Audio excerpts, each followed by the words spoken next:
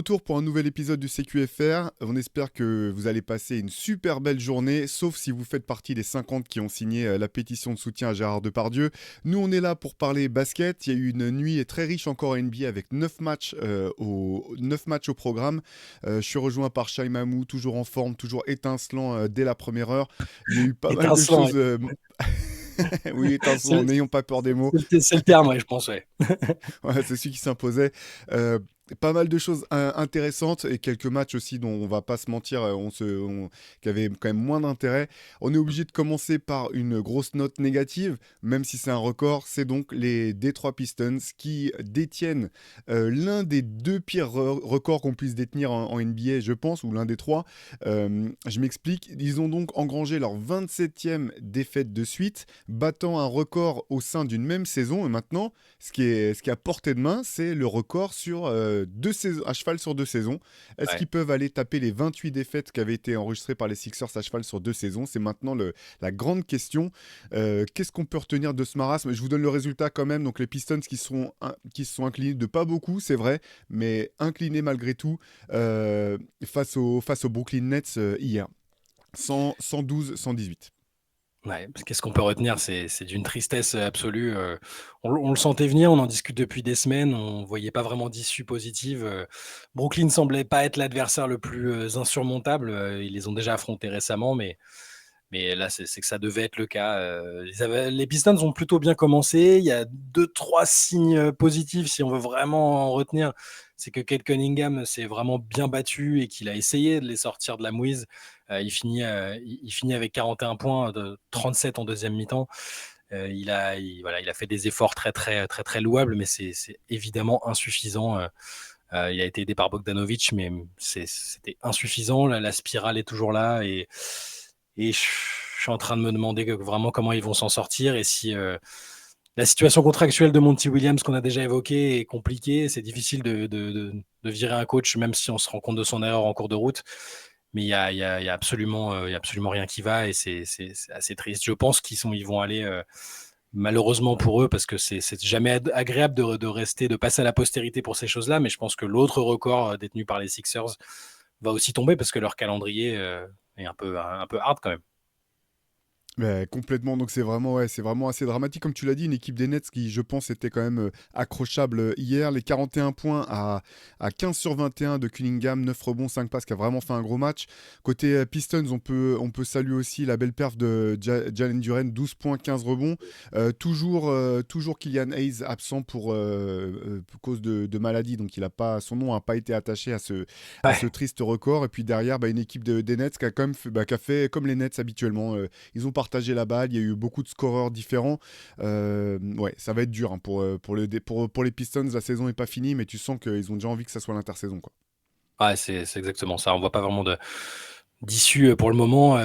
T'as raison, c'est bien, c'est presque bien pour Kylian Hayes que son nom soit pas directement attaché, même si plus tard on se souviendra quand même il a fait partie de l'équipe et il a participé à pas mal des rencontres de cette série de défaites. Mais au moins là, sur le jour où ils ont perdu ce 27e match, il était pas là. Il y a toujours des trucs qui sont un peu qui m'interloquent. Enfin, devant le match, je comprenais pas pourquoi on voyait pas. Enfin, Ozar Thompson, on en a beaucoup parlé en début de saison, Incompréhensible. satisfaisant, intéressant. Et il joue 9 minutes encore.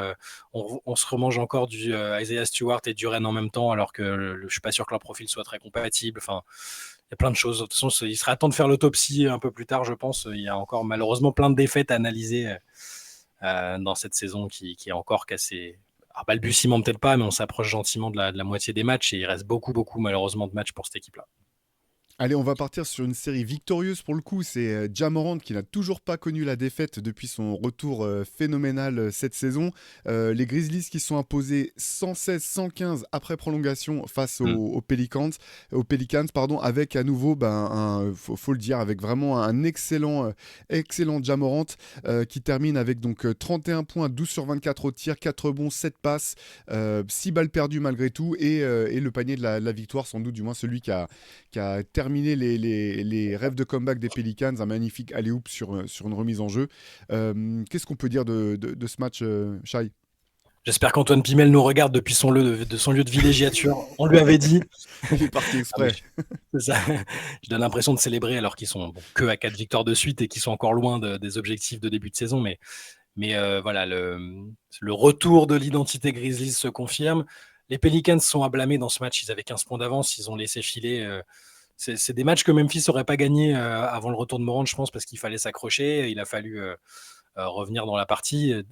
Tu parles de Ja Morant à juste titre parce que il a été excellent et décisif. 31 points, 7 passes et il shoot à 50%. Mais Desmond Bain retrouve ce rôle de deuxième ou troisième lame en fonction des matchs et c'est lui qui pour moi leur fait décrocher la prolongation. C'est aussi lui qui a le sang-froid nécessaire sur la ligne durant l'overtime. Et il y a le retour de Marcus Smart aussi, qui était dans le line-up cette nuit et qui va, je pense, leur permettre de continuer leur petite remontée pas si discrète. Même si ça ne débouche que sur une place dans le play-in tournament, je pense que ce sera déjà une très belle histoire. On en est qu'au début, mais je suis content de les revoir dans cette disposition-là, de voir Ja Morant qui a l'air de reprendre du plaisir à jouer. Pour l'instant, on touche du bois, il n'y a rien à côté. Les excuses et la rédemption ont l'air d'avoir été prises au sérieux pourvu que ça dure. Voilà. Ouais, du côté des Pelicans, qui reste quand même l'une des équipes les plus incompréhensibles de toute la ligue, ils commencent à voir enfin leur équipe au complet. Les Trey Murphy sont revenus, Alvarado, etc. Et malgré tout, on n'arrive toujours pas à savoir si cette équipe a en elle vraiment le potentiel que son talent devrait lui prêter. C'est ça, une des équipes les plus irrégulières.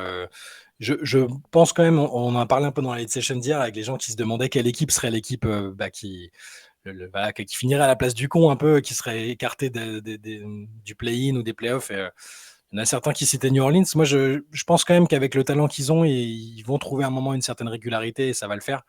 Ils sont pas si loin des très bonnes places et même des places directement qualificatives pour les playoffs. Donc, c'est une équipe irrégulière, donc forcément, on les attend pas. On a du mal à se projeter sur eux en playoff, mais je maintiens quand même, c'est quand même une équipe compétitive et que je vois finir la saison en playoff ou en play-in à minima.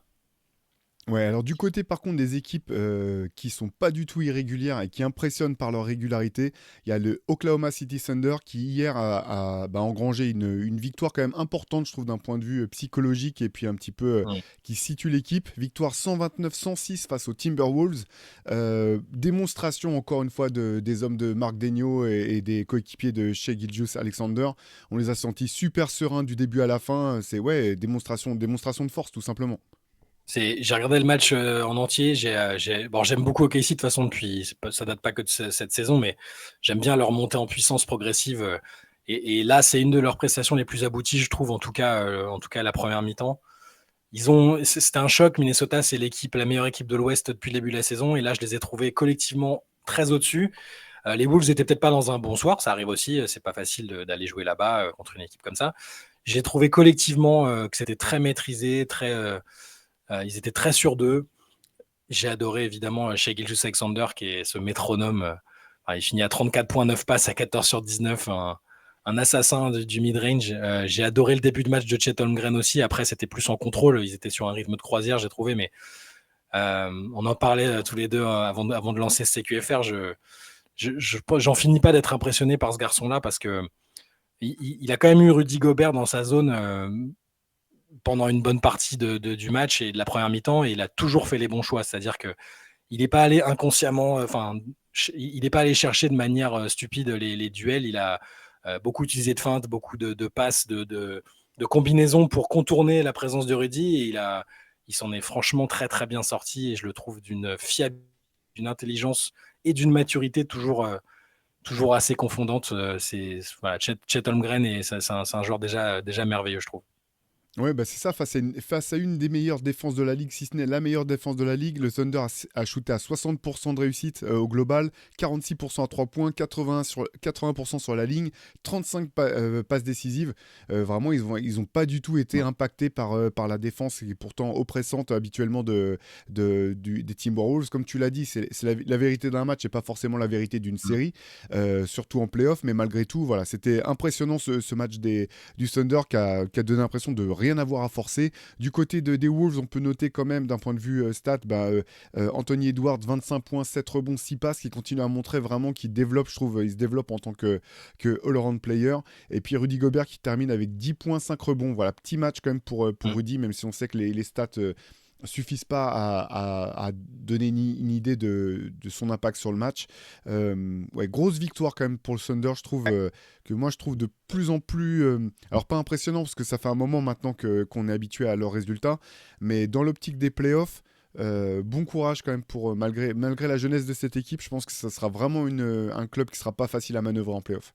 Ouais, tu sais, c'est des faux jeunes. Tu as l'impression ils ont déjà cette maturité et ce sang-froid qui est incarné par leur leader, qui est pas un trentenaire, hein. Il va seulement commencer à entrer dans son prime, Shea. Donc, cette équipe est à l'image de son leader et tous, ils ont ce niveau de sang-froid dans leur registre respectif. Là, j'ai parlé avec deux joueurs, mais c'est pareil. Le Gensdort, j'aime beaucoup. Jalen Williams aussi. C'est des gars très, très équilibrés qui ont l'air d'aimer partager aussi, parce que là, ils ont tous partagé le ballon, ils ont tous eu leurs opportunités. Il y a pas, j'imagine pas de guerre d'ego dans cet effectif, tu vois. Il y a des équipes qui montent en puissance petit à petit avec des jeunes, et tu te dis, à un moment, on va devoir se demander qui est un peu le patron, qui est le franchise player, qui va avoir les opportunités, qui va avoir le contrat.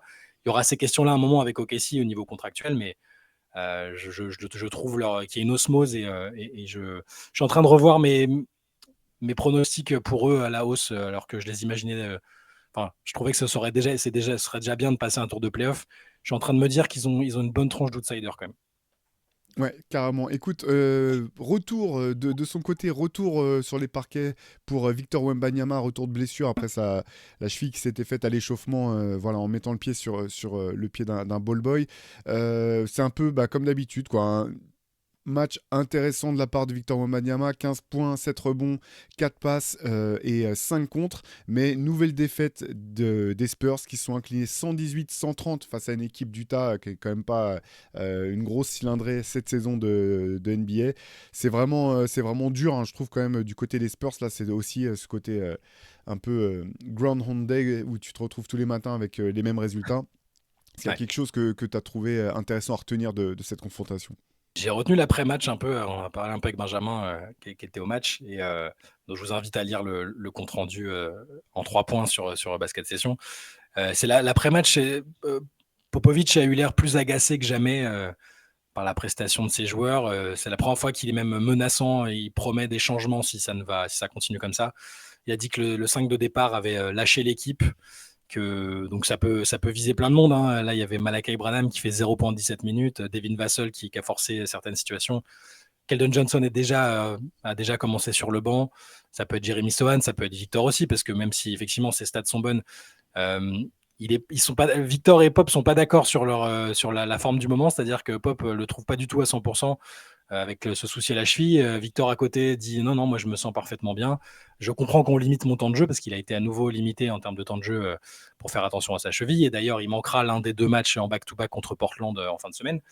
La Pop a jamais peut-être été aussi agacé, je trouve, que là, après ce match-là, qui semblait faire partie des matchs prenables. Tu reçois Utah, qui est une équipe qui joue le coup à fond, hein. Ils sont pas dans du full tanking.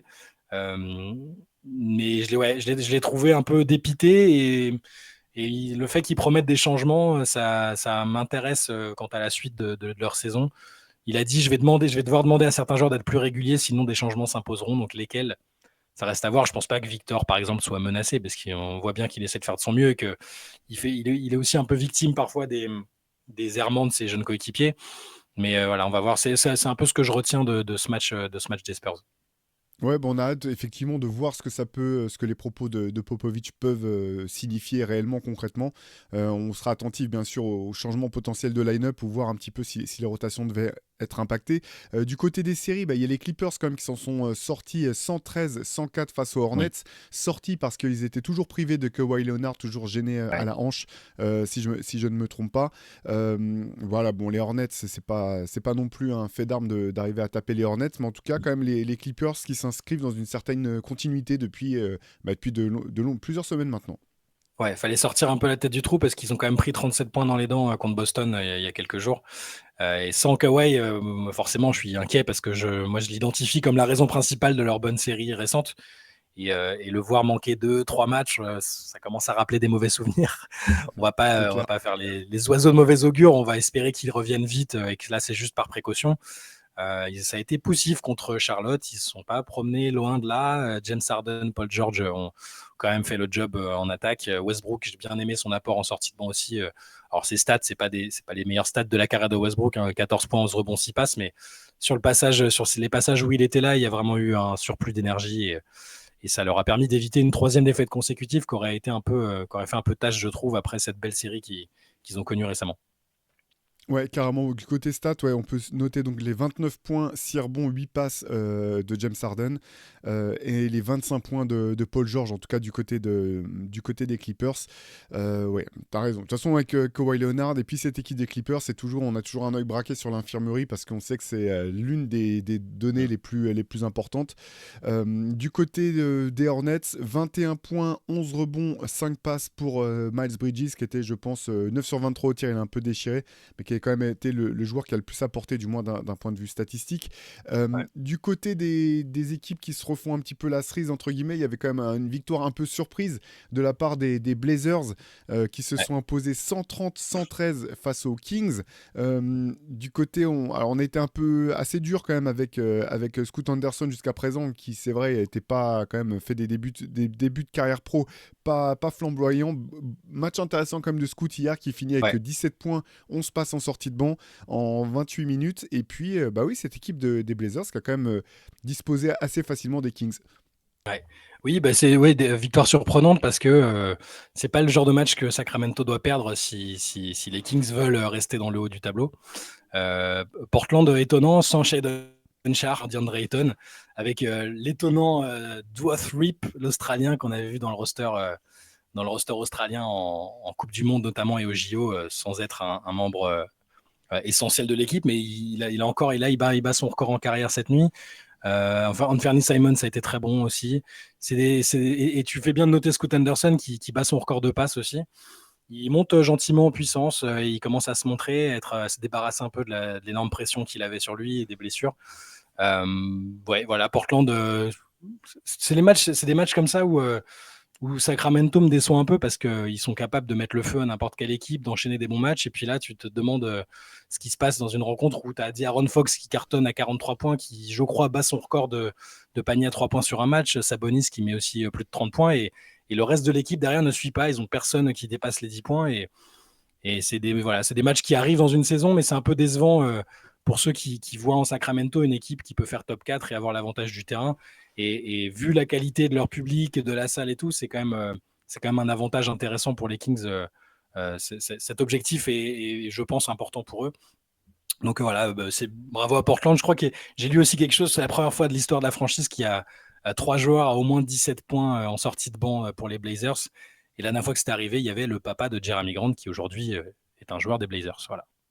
Exact. Donc oui, bah, tu as cité les trois joueurs. Je pense le dernier dont on n'a pas parlé, qui a mis 17 points, c'était Jabari Walker en Ouais. sortie de banc. Du côté des Kings, bah, je pense que tu as tout dit. Effectivement, ce que tu as dit, Aaron Fox à 43 points, 8 rebonds, 4 passes, et Sabonis à 34, 12 et 5. Et derrière, c'est un peu le désert. Keegan Murray qui passe complètement à côté de son match, Ouais. du moins à l'adresse. Malik Monk, qui est quand même un des joueurs de banc les plus précieux de NBA, pareil, qui traverse complètement ce match comme un zombie.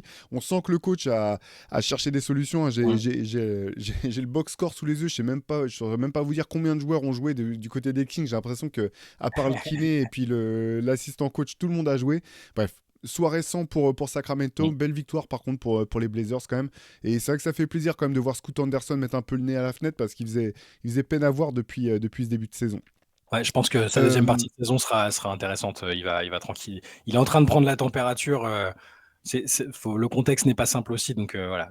Je pense que ce sera un des joueurs à suivre en deuxième partie de saison, indépendamment des résultats collectifs des Blazers, qu'on n'attend pas forcément magnifique. Carrément. Écoute, je te propose qu'on enchaîne avec cette victoire des Pacers 123-117 face aux Rockets. Les Rockets emmenés par un Alperen Sengun qui est en pleine montée en puissance en ce moment. Vraiment impressionnant. Il finit avec 30 points, 16 rebonds, 5 passes. Énorme match de Sengun, mais ça n'a pas suffi. De l'autre côté, on peut noter quand même Tyrese Haliburton qui, après le petit coup de mou, comme celui de son équipe, après le Mm. In-Season Tournament, est en train de bien rebondir, 33 points, 10 passes, 3 balles perdues, ce qui fait beaucoup mais uniquement pour Tyrese Haliburton. Ouais, 33 points, 6 rebonds, 10 passes. Non, bah voilà, les Pacers qui simplement en contrôle sur ce match. Ouais, et Haliburton qui met un panier à 3 points important autour de la dernière minute pour justement se détacher. C'est une belle victoire parce que c'est compliqué de gagner à Houston cette saison. C'est que leur troisième défaite à domicile sur 15 matchs et les Pacers qu'on trouvait, comme tu le disais, un peu, on trouvait qu'ils tiraient un peu la langue après la NBA Cup. C'est en train peut-être de revenir à cette belle équipe qu'on aime voir jouer, très offensive et avec Haliburton qui est un leader toujours aussi intéressant à voir évoluer avec les Pacers.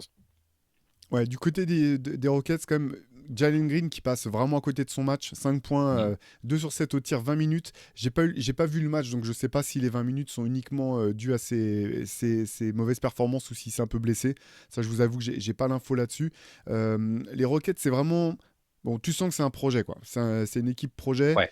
Il y a quand même des profils qui commencent à se distinguer, à voir par la suite sur qui le club voudra vraiment miser. Il y a par exemple Cam Whitmore qui a été rappelé de G-League. Là, il n'a pas Mm. joué hier, mais qui a rejoint à nouveau l'équipe 1, entre guillemets. À voir pour les Rockets, mais Alperen Sengun, qu'on adore depuis des. Enfin, sur les 2 dernières saisons, à chaque fois, on disait bon, bah, s'il y a une raison de regarder les Rockets, c'est pour regarder Ouais. Sengun. Ça fait plaisir, en tout cas, de voir que le club a réalisé son talent et de le voir se développer de cette manière-là. C'est ça, et à côté, moi je peux te dire pour Jalen Green, enfin, je sais il a beaucoup de fans parce que c'est un joueur élégant, qui est beau à voir jouer enfin, il a beaucoup d'armes offensives, c'est un joueur spectaculaire, mais je reste très sceptique à son sujet pour tout te dire. Je l'ai dit plusieurs fois, mais dans cette saison qui sert justement à trier, je sais pas si c'est un terme très élégant, Ouais, c'est mais ça, je pense. bon, voilà, avec Ime Udoka qui va s'appuyer sur des vétérans, qui va, je pense, choisir, déterminer quels sont les jeunes sur lesquels il veut compter après. Jalen Green, je le trouve beaucoup trop irrégulier. Je trouve pas qu'il fasse souvent tout le temps les bons choix. Il a des séries de matchs où il traverse les rencontres. J'ai toujours l'impression qu'il joue un peu seul parfois, qu'il n'est pas vraiment dans cet esprit collectif. Alors que, à contrario, je retrouve ça, par exemple, c'est chez Jabari Smith, qui peut avoir des matchs sans, hein, mais il apporte un peu d'autres choses. Quand Jalen Green n'a pas l'adresse offensive, je trouve qu'il est beaucoup moins utile et là, en ce moment, c'est un peu compliqué pour lui. Donc, c'est quand même un joueur, quand il était invité chez Paul George dans le podcast, Paul George lui dit la franchise, c'est la tienne, c'est toi l'avenir de l'équipe. Je pense qu'il entend beaucoup ça et qu'il pense beaucoup ça. Il se voit comme le meilleur joueur de sa cuvée de draft et je sais.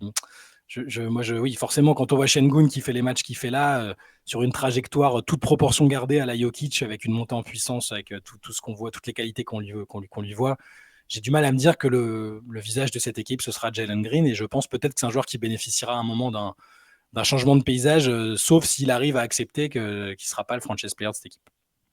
Ouais. Allez, on enchaîne. Il restait 2 matchs.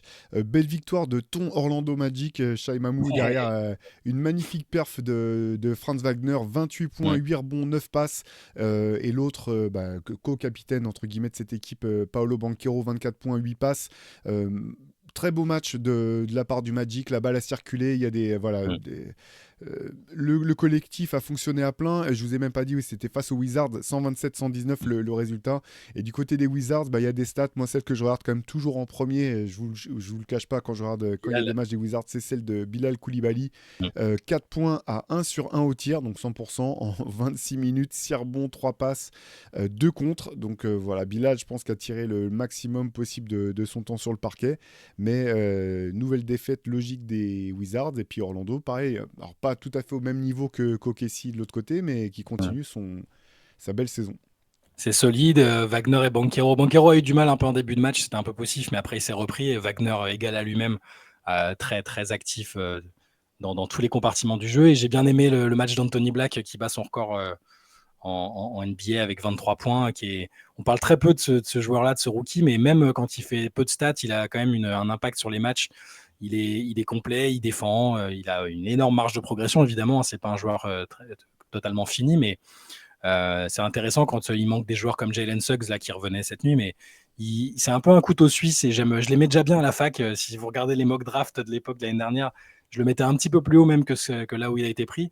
Et je trouve que c'est un joueur intéressant dont on va, je pense, parler un peu plus prochainement parce qu'il est en train de faire son trou très discrètement. Ouais, et pour finir, quand même, parce qu'on en parle tout le temps pour se moquer de lui, mais Jordan Poole a été plutôt bon pour les Oui. Wizards. 30 points 11 sur 20 au tir. Voilà. C'est comme ça, du bon Jordan Poole, mais malgré tout, défaite des Wizards. Ouais. Dernier match du mois de la nuit dernière. Chicago qui l'emporte 118-113 face aux Hawks, Ouais. et qui continue de montrer que ça marche mieux quand il n'y a pas Zach LaVine. Alors c'est dur comme bilan, ou du moins comme constat, mais malgré tout c'est ce que montrent les faits. Ça ne veut pas dire pour autant que Zach LaVine est un mauvais joueur, ou qui tu peux pas gagner avec Zach LaVine, du moins gagner des matchs de saison régulière. Mais malgré tout, voilà, on sent un effectif de Chicago qui semble prendre un petit peu corps en fait depuis l'absence sur blessure de Zach LaVine. Ouais, c'est ça, c'est leur 9e victoire en 13 matchs et c'est pas, je veux dire, c'est pas une critique de Zach LaVine, hein, c'est factuel. Ils sont meilleurs depuis qu'il est pas là. Ils ont trouvé une forme d'osmose, hein, comme on n'arrête pas de le dire. Ils sont beaucoup plus regardables depuis qu'il est pas là. Et là, c'était intéressant de les voir contre Atlanta. Ils ont joué sans Nikola Vucevic qui était un peu blessé, et on serait cru en 2017 avec André Drummond qui a fini avec 24 points et 25 rebonds. Incroyable. Incroyable, la résurrection d'André Drummond.